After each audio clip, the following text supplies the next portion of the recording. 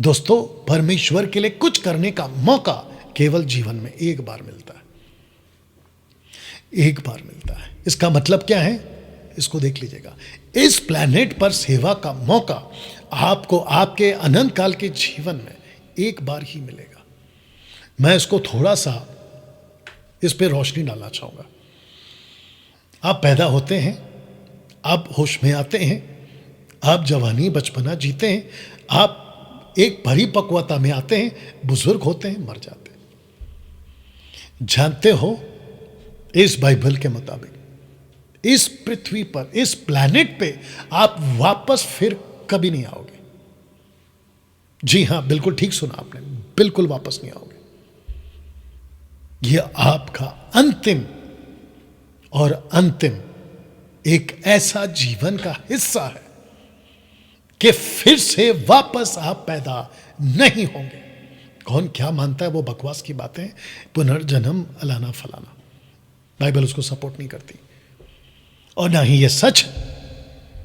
तो जिसके चलते, बहुत ध्यान से सुनिएगा, अगर ऐसा है कि आपके लाइफ में आपको वापस कभी मौका नहीं मिलेगा, यह आपका एकमात्र चांस है, आप इसको कैसे जियोगे? आप इसको कैसे जियोगे? डॉक्टर बनते हैं, गलत नहीं है। साइंटिस्ट बनते हैं, गलत नहीं है। आप दुनिया में कई तरीके के नौकरियां, आप पता नहीं क्या क्या बनते हैं, विद्वान बनते हैं, अमीर बनते हैं, ठीक है।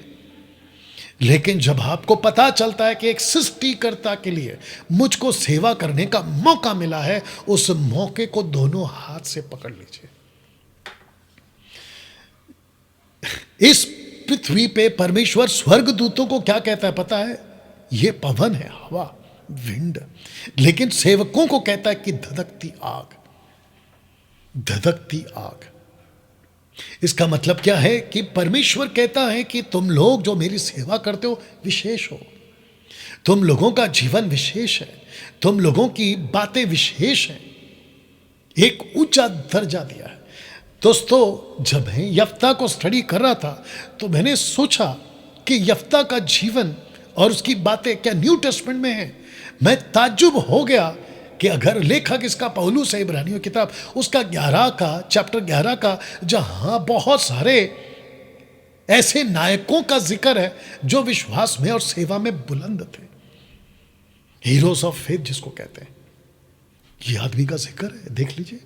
लिखा है कि अब मैं क्या कहूं, क्योंकि समय नहीं रहा कि गिदोन का, समय नहीं रहा कि बाराक का, सैमसन का, यफ्ता।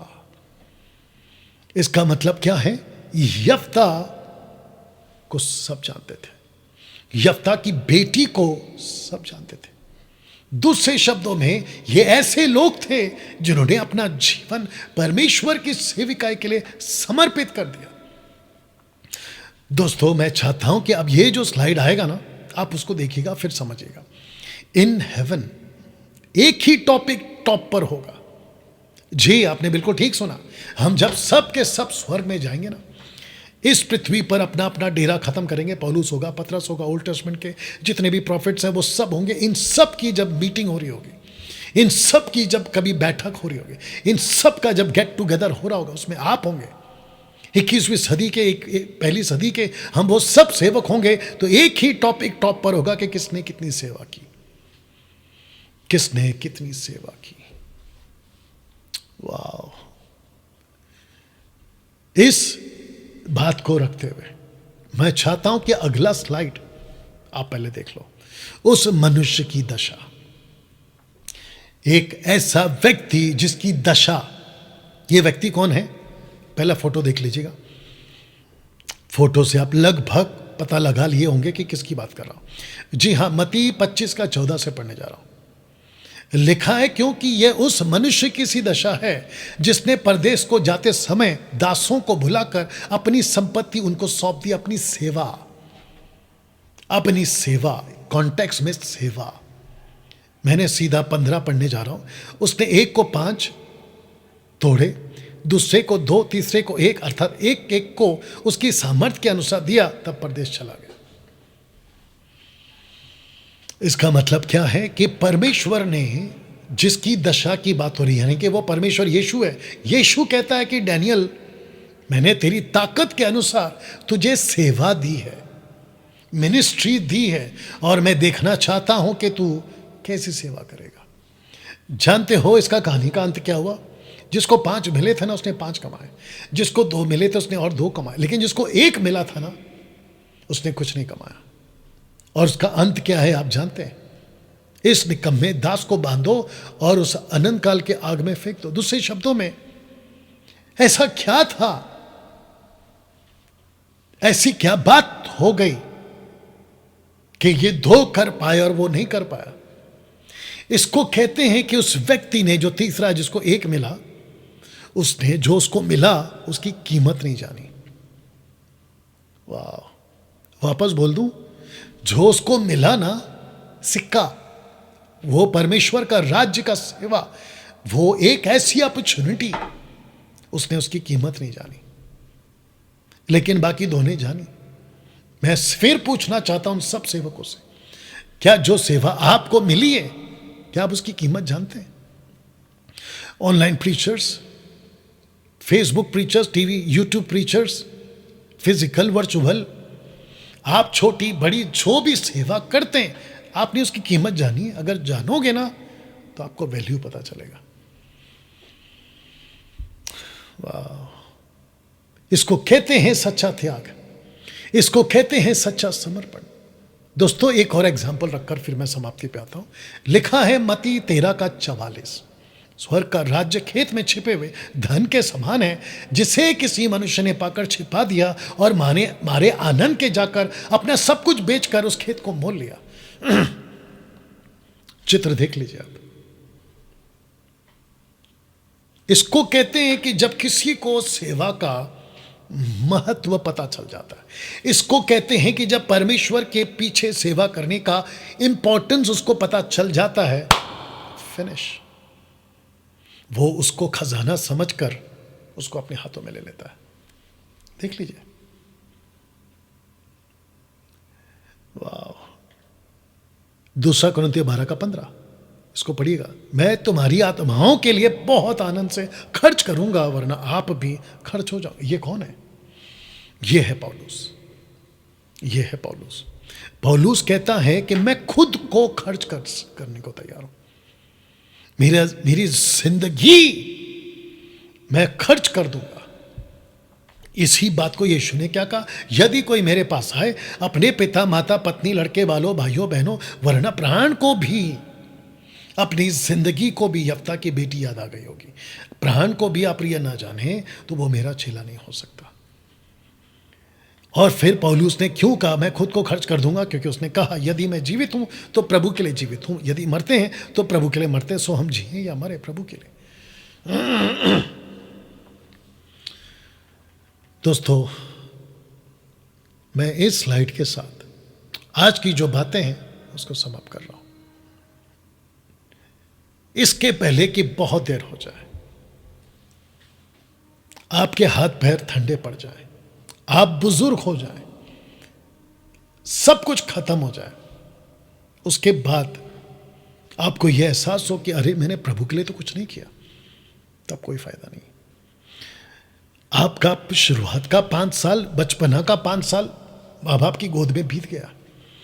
आपका बच्चा 15 साल स्कूल कॉलेज में बीत गया और आपकी उम्र हो गई 20 साल। आपने 10 साल यानी कि 30 साल की उम्र तक में 10 साल आपने लगा दिए नौकरी, बिजनेस और खुद को मजबूत करने में कि मैं इस प्लेनेट पे खुद के लिए क्या कर सकता हूं। और जैसे ही आपके 30 साल की उम्र आई, आपने शादी कर ली और आपने कहा कि अब मैं अपने बच्चों पे फोकस करूंगा, उनको बड़ा पाल पोस कर बड़ा करके उनको उनके पैर पे खड़ा करूंगा। और उसके चक्कर में आपके निकल जाते हैं 30 साल और आप पहुंच जाते हैं 60 साल की उम्र में और फिर कहते हैं कि अब मैं परमेश्वर के लिए कुछ करूंगा। डैनियल भाई, तो क्या हम बड़े नहीं हुए? बिल्कुल होइए। क्या हम स्कूल कॉलेज नहीं जाए? बिल्कुल जाइए। क्या हम शादियां नहीं करें? बिल्कुल करिए। क्या हम बच्चों पे ध्यान नहीं करें? बिल्कुल करिए। लेकिन यही मकसद नहीं है ना आपका इस प्लेनेट पे। इस पृथ्वी पे यही तो मकसद नहीं है ना? यही चीज तो जानवर भी करते हैं, यही चीज तो कुत्ते भी करते हैं। तो इसमें बड़ी क्या बात है? वो भी पैदा होते हैं, बच्चे पैदा करते हैं, उनको पालते पोसते हैं, पक्षियों को भी देख लो, और मर जाते हैं। ये मकसद नहीं है इंसान का, और खास करके उन लोगों का जिसने अपना जीवन प्रभु को दिया है। मत्ती 11:28 क्या कहता है? हे बोझ से दबे लोगों, मेरे पास आओ। लेकिन वचन 29 क्या कहता है? 29 कहता है, मेरा जुआ अपने ऊपर उठाओ। एक तरफ प्रभु बुलाता है और दूसरी तरफ कहता है, मेरी सेवा करो। मेरा पूरा मैसेज आज इस व्यक्ति को लेकर, जिसका नाम है यफ्ता, एक ही चीज पे फोकस है, सेवा के लिए समर्पित, सेवा के लिए समर्पित। मैं उन सबको जो इस वक्त में वीडियो देख रहे हैं, आप क्या कर रहे हैं, बिजनेस कर रहे हैं, नौकरी कर रहे हैं, वकील बन रहे हैं, डॉक्टर बन रहे हैं, क्या बन रहे हैं, सब ठीक है, लेकिन परमेश्वर के लिए सेवा कहाँ है आज? माफी चाहता है, परमेश्वर के लिए सेवा कहाँ है आज? दोस्तों, आशा करता हूं कि यफ्ता और उसकी बेटी से आज आपने ये बात को सीखा होगा कि एक सच्चा समर्पण क्या होता है।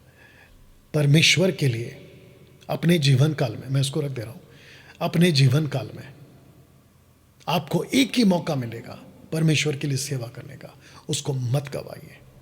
प्रभु आपको आशीष दे। अगर ये वीडियो आपको अच्छी लगी है ना, तो अपने उन सभी मसीह भाई बहनों तक पहुंचाइए जिनको ये वीडियो की ज़रूरत है, जिनको ऐसे प्रचार की ज़रूरत है। अपना ख्याल रखें। प्रभु आपको आशीष दे। God bless.